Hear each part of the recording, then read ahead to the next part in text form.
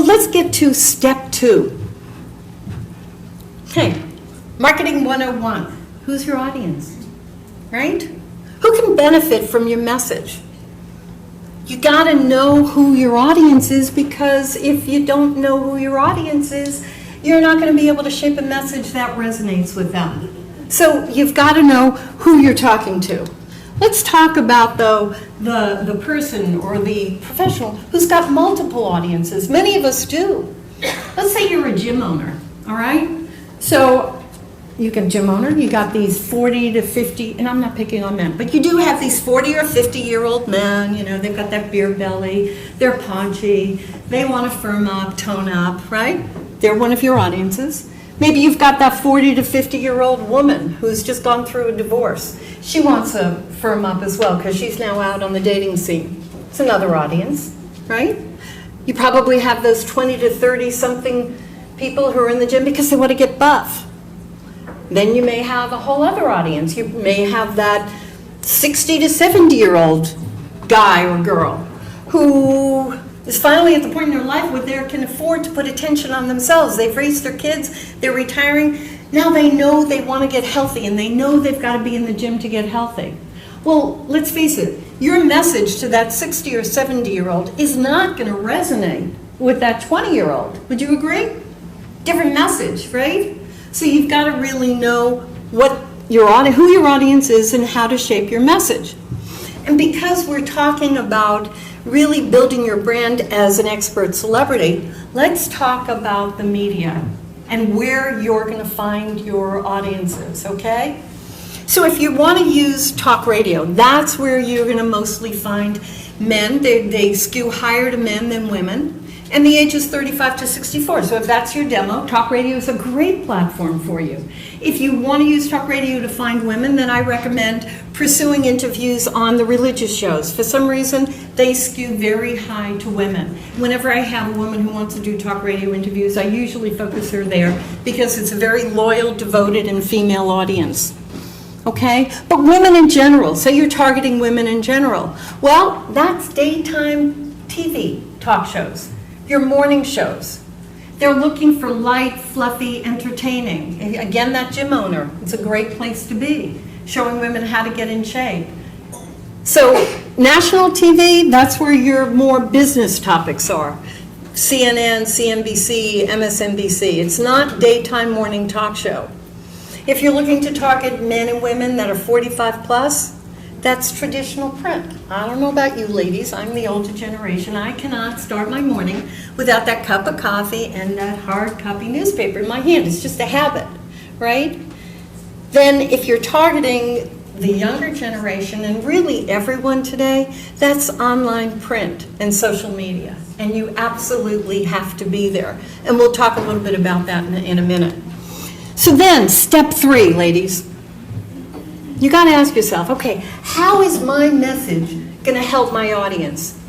And it may sound like a simple question, but this is the point, if you're really creating a book, this is the point where you have to kind of hone in on what's the tips? What is the advice? Out of all the things that I know, what are the most essential tips and advice that I can offer? Because that's what you want to put in your book. We've all got a lot of information, but you've got to kind of separate it out and figure out what's going to be the most important, valuable information for your book. Okay? Next thing is, why are you the one to bring this information to them? You know, when I first sat and wrote this question, I kind of laughed and I thought, obvious, because I've been doing it for so long. But you know what? What it forces you to look at when you kind of start asking yourself that question, what it's going to bring up are all these anecdotal stories that you have to support the information and the experience that you're going to write about. And we all know, you know, if you're writing a book, it's storytelling. You want to have some really good stories. 5th question. Identify how you're unique and different from your competition. Now here's the thing, if you've really gone through step 1, 2, 3, 4, by the time you get to step 5, you're going to have it. Let me tell you a quick story about 3 clients I had. They were all cardiologists, all in practice, okay? They could have all written the same book, but they didn't. They all really understood what they were passionate about. One was a former director with the Pritikin Institute. He was very, very passionate about diet, Mediterranean diets for heart health. So his book was about Mediterranean diets, and it had recipes, and it was a great book. Had a second cardiologist who had actually experienced heart failure himself, went into the hospital. When he got in the hospital, and now as a patient, he realized, you know what? There's all these end-of-life issues that he didn't really cover. So his book was about end-of-life issues. He actually set up a nonprofit organization, like a last will and testament, having power of attorney, the do not resuscitate forms, all of that. We never know what may happen, but you want to get this all intact, in place. His book was about that. The third cardiologist wrote a book about the different tests that you can take to detect heart problems early on so you could prevent it. So you see what I mean? It's like there were 3 cardiologists, but they all figured out what their passion was, what was different and unique about them. And that's what you need to hone in on. So you've got it. You've figured it out. You've written that book, hopefully, right? You've published it. Now we've got to figure out, well, what's my plan, right? So hopefully that goal is writing a book, step 1. And that's step 1 of the Celebritize Yourself method.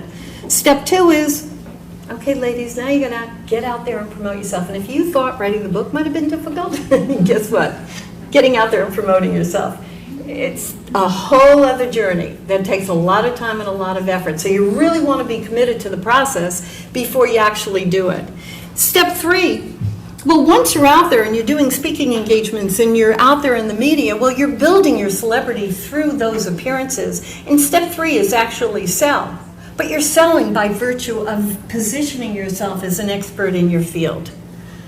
Okay? So let's talk a little bit about the media, because I'm hoping that many of you are actually going to do this and apply this method, right? So you're going to go out there in the media. Let me just share with you some of the idiosyncrasies about the media. Print coverage. I think print coverage is king. Oops. I can't do that. Getting quoted in newspapers and magazines is really fabulous positioning for you, because it really says you're an expert. And today, we know the traditional publications, they're shrinking. I was just looking at a statistic the other day. Chicago Tribune, for example, their circulation is something on their daily paper, something like 300,000. But you know what? Their online publication has got over 1 million visitors per month. So you can see the difference is a lot more people online looking at their publication. So you've got to, so this is a great place for you to get coverage. And you know what? They're looking for content. All these online publications are looking for content 24/7. So you really can be providing that through giving them articles and tips. TV appearances. There's all kinds of specialty programming today for any topic imaginable on radio and TV. Then you've got social media networking. You know, here's a fact. Whether we like it or not, we are judged today by the number of followers that we have. I was at a writers' conference a couple of months ago, right?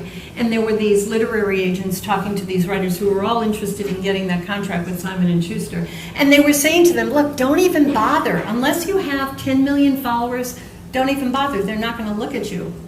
And that's how we're judged today, not just in the publishing industry, but almost any industry, even as speaking. If you're looking to build yourself as a speaker, you need to have a big following.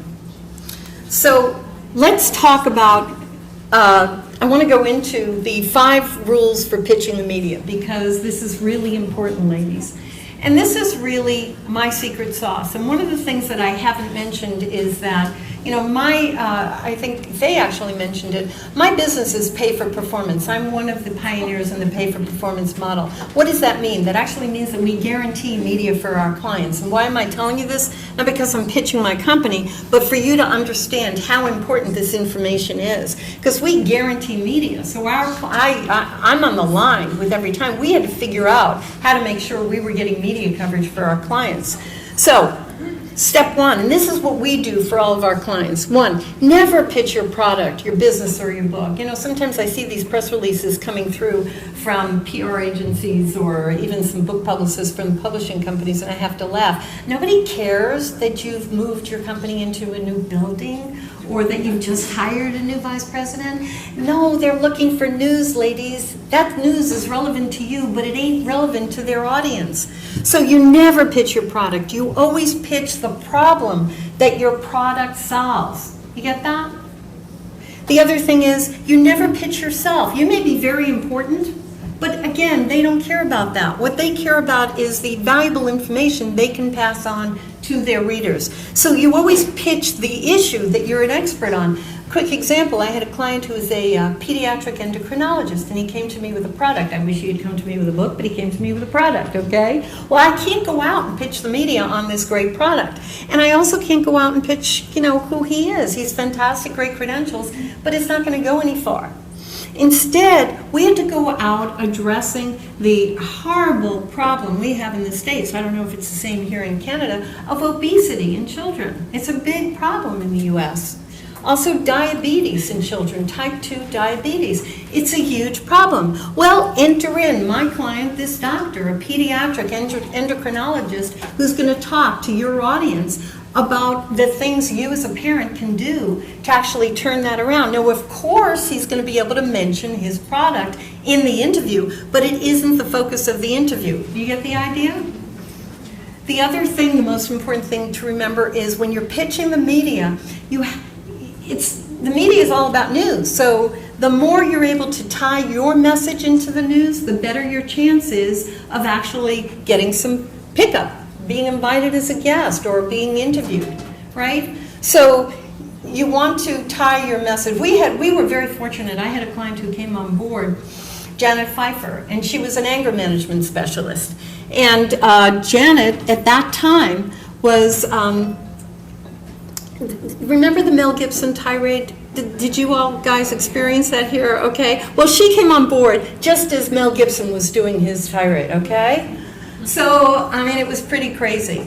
Well, who better to talk to? They were all, the media, it was on the news all the time, so the media was looking for this specialist who could talk about Mel Gibson's tirade and what he should and shouldn't be doing. So it was a perfect window of opportunity. So whenever you can, tie your message to the news. Now, maybe something isn't in the news. The other thing that you can do is use Chase's calendar, okay? You can Google that. And there's an online calendar because maybe your product or service has to do with breast cancer, for example. Well, October is National Breast Cancer Awareness Month. February, for example, is National Black History Month. So use that. Use holidays. We have a doctor, a dentist, who's got bad breath products all over the country in stores, even in Canada. We book them all over US and Canada. So, well, who knows? April is National Fresh Breath Awareness Month. All right, so talk to my doctor who's going to tell you how to go from bad breath to fresh breath, okay?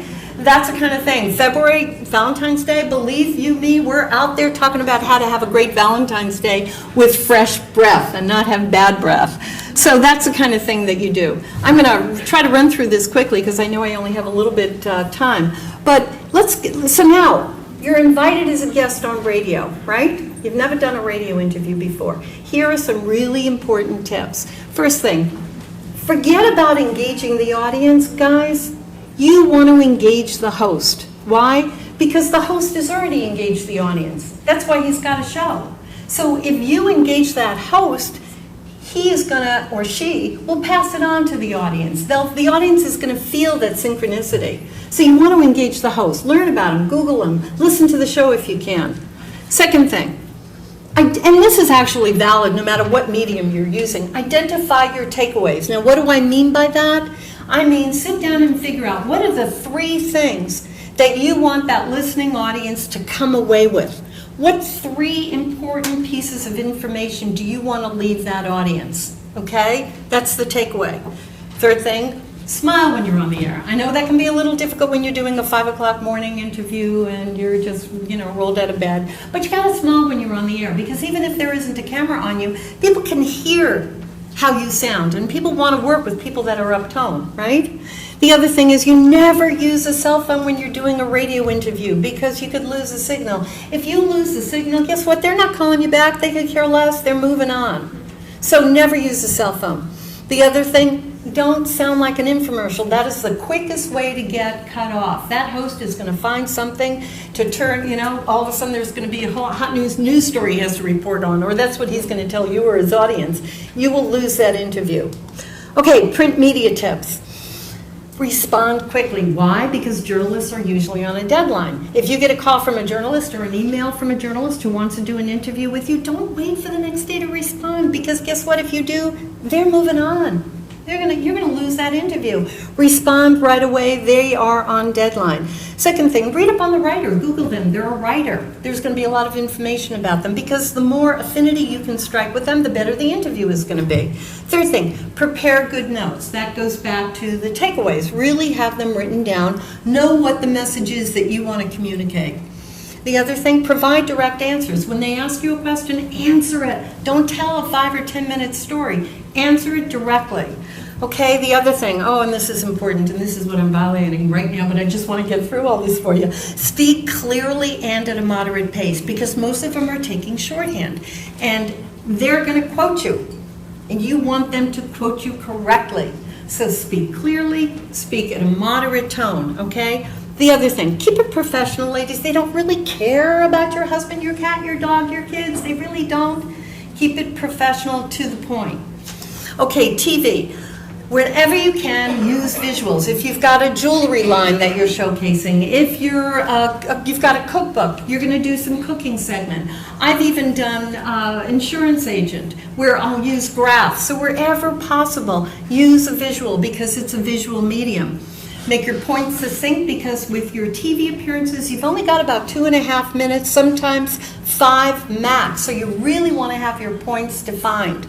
The other thing, be mindful of body language, of course. You've got to be aware of how you're sitting, how your legs are, hanging from the chair, and assume the camera is always on. Social media tips. I can tell with this audience I don't really have to teach you much, but don't overpost, obviously. Be consistent. Stay on that social network. Interact. You've got followers, interact with them. Join groups. Talk about, offer advice or message, and in that process you're going to be able to tie in your book, your product or service, and most importantly, share your media heads. If you're being invited as a guest on a radio show, well, you want to tell your followers you're going to be on that show a week prior in advance, so hopefully they're going to tune in. But then you're also going to tell them about it when it's done, and you're going to put a link to that radio interview, or to your TV appearance, or to that publication that just printed an article where you're quoted as an expert. Last thing, the ROI of celebritizing yourself. Now, I call it marketing gold. Whenever I have a client who calls me and says, or a prospective client and says, look, I'm interested in your service, but I really want to know, how many books am I going to sell? How many units of product am I going to sell? How many new clients am I going to get? I'm like, forget about it, because this is the wrong thing. If that's what you've got your attention on, this ain't it. What this is about is really, it's marketing. It's building your visibility. And like Faye pointed out, you know what? If nobody knows about your business, they ain't going to buy it. So it's really about getting yourself known, getting your product, your service known, but also the credibility that comes with being interviewed as a guest. You can't pay a price for that. You can buy advertising spots or print space, but having somebody endorse you, that third-party endorsement that you get when you're interviewed as a guest on radio or TV or quoted in a newspaper or magazine, it's absolutely priceless. And there's endless cross-promotion activities like we talked about. You post it on your website. You send it around to your clients. You send it around to your prospective clients. Hopefully you all have a marketing database that you've created. You send it to them. You post it in social media. The point is, it positions you as an expert in your field, and that's what the ROI is, of building your brand as an expert in your field, okay? Last thing, dream big. And a little story about this. A couple of months ago, I was asked by a publication to do an interview. It was a print interview, and they said they were going to send me the question, and I much prefer that, because that way I can craft my answer, right? So she sent over the question, and it was, identify 5 things that you would tell your 21-year-old self? I was like, wow, that is a great question. So I'm like, okay, here I am. Okay, here's that 21-year-old self. I have no clue what I was thinking about when I was 21. This is way too far back, right? But I really kind of had to take a look at it. And I started coming up with all these things, right, that I would tell myself. But the most important thing, I finally honed it down to 5, but the most important thing that I would tell myself is dream big. The thing is, I didn't do that when I was 21. I don't know why. I think the thing is, I didn't really know what I was capable of. I just didn't. I had wonderful parents who always encouraged me. They didn't do that to me. I just didn't know what I was capable of. And I didn't really understand that I could actually achieve the things that I set out to do. So my advice to you ladies and to that 21-year-old self, dream big. And if you haven't actually sat down and written up what your dream is or what your vision is, you got to do it. You really have to have it there. And you got to have the confidence that you can actually achieve it. And that's why I love this Reverend Jesse Jackson quote. If you can conceive it and believe it, you can achieve it. And I got to tell you, ladies, I actually believe that's true, and I apply that in my own life because there's many goals that I'm looking to accomplish that I haven't. And I do. I have to tell you also, you know, as a woman in business for 23 years, it hasn't been necessarily an easy road staying in business and having a successful business. There were 3 things that I want to share with you that kind of kept me going. One of them is courage. It takes a lot of courage to have your own business, to be an entrepreneur. Particularly, I listened to Faye's story. Oh my God, that was very courageous. But every one of us have our own story. Courage. The second thing is confidence. It takes confidence that you can actually achieve your dream. It takes confidence that you can do what you set out to do. And you know what the interesting thing is? When you build that business and you launch that business and you start doing it, the confidence just kind of builds exponentially without you doing anything because you're doing it. So you have to believe that you can actually do it and have the confidence in yourself that you can. Third thing, perseverance. That is critical because I've been through the highs, I've been through the worst case scenario. Many times I wanted to give it all up, but I didn't. So when those obstacles come at you, you gotta persevere. You gotta believe that you can overcome any obstacle. So those 3 things, courage, confidence, perseverance, that's my gift to you from being in business for 23 years. So I wish every one of you a great life filled with lots of love, lots of laughter, and lots of great success. Thank you so much.